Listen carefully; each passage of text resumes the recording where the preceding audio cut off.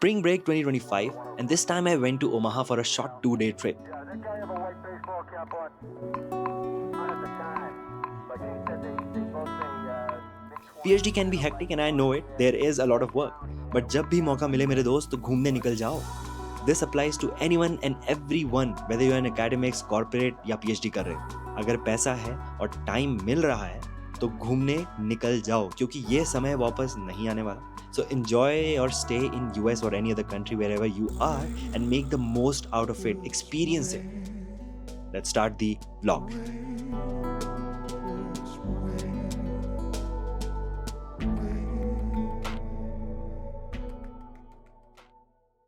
So, we started our journey at 7 a.m. from Ames, Iowa and drove all the way to Omaha, which was about 2.5 hour drive क्योंकि लघुशंका के लिए रुकना भी ज़रूरी है मेरे दोस्त.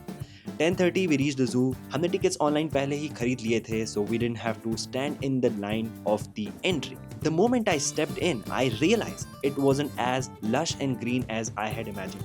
And of course, it is because I went there in winter. Summer में जाता तो शायद थोड़ा सा और हरा भरा देखने को मिलता, but who cares because the spirit of exploration was all that matters and it was hi sir. Now, the zoo was huge. PDF में पूरा मैप लेने के बाद हमने स्टार्ट करा कि कहाँ से हमें स्टार्ट करना है और कहाँ हम एंड करके वापस हो जाएंगे. We started with the sea lions. Next up there was elephants. Then we went to giraffe and the alligators and the other reptiles. We also spent time with the gorillas, orangutans and even saw a rhino up close. मगर कुछ चीज़ें सुनने से ज़्यादा देखने में ज़्यादा अच्छा एक्सपीरियंस होता है.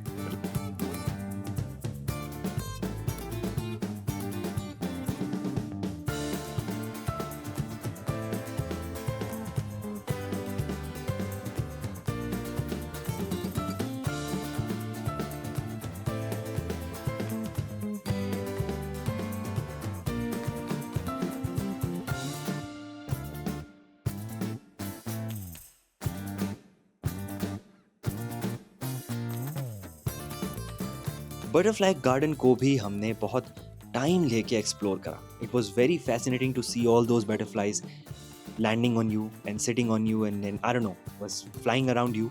It was fascinating to see all of that. And आप सब तो जानते ही हो जू में बहुत कुछ होता है देखने को. तो क्यूट लिटिल क्रीचर कहलाने वाले पेंगुइन्स को भी हमने बहुत पास से देखा. The variety of animals in the zoo was incredible and the time spent there was also amazing.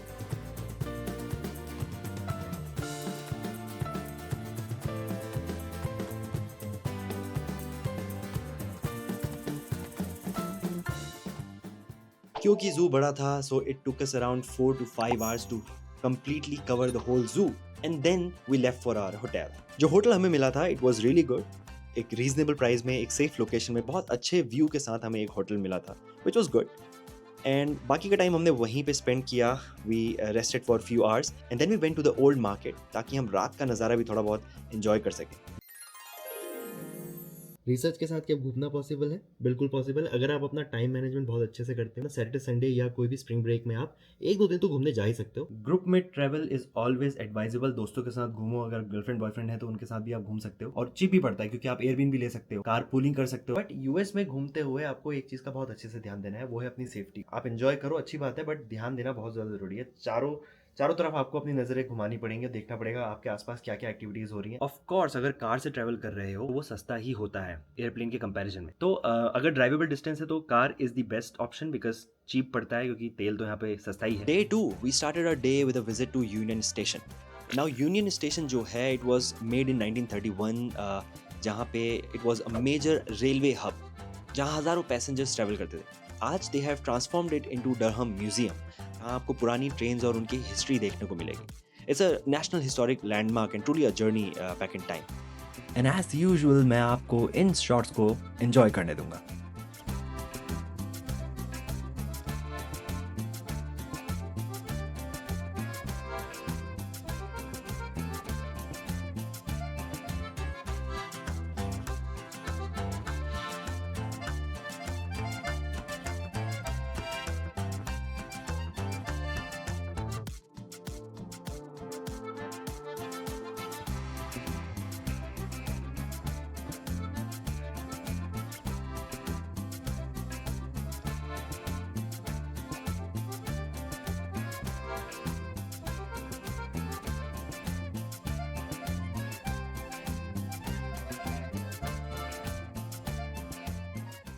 I also saw electric car there. That's why I took a shot of it. And I mean, can you imagine electric car? हाँ, देखने में बिल्कुल बेकार था, but हाँ, it was interesting to see कि उस ज़माने में भी electric car थी. And I was shocked and surprised.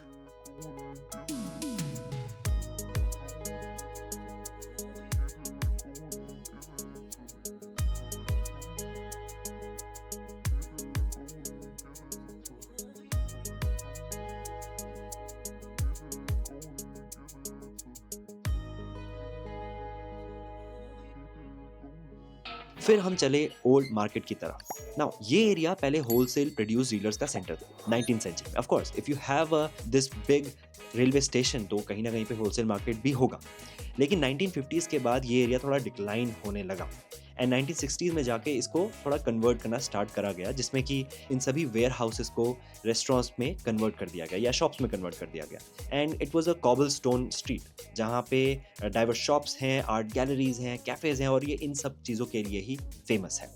Street musicians का जैज़, हॉर्स राइडिंग कॉप्स और ओल्ड मार्केट का पूरा वाइब एकदम यूनिक था।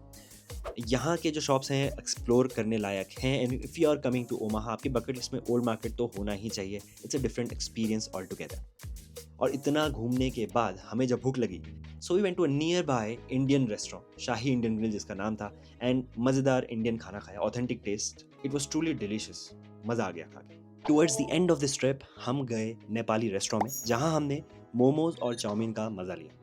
सालों बाद कुछ ऐसा ऑथेंटिक मैंने टेस्ट किया यूएस में आने के बाद। मोमोज का स्वाद बिल्कुल वैसा ही था जैसे मैं चाह रहा था, चाउमीन भी एकदम परफेक्ट थी, तो it was good, I felt nostalgic and it was tasty as well. उसके बाद we again drove for 2.5 hours and we came back to Ames and the trip concluded.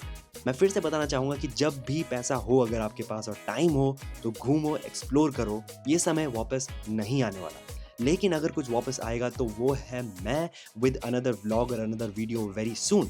So make sure you subscribe to my channel, hit the like button, share it with your friends and see you next time. Till then, bye bye.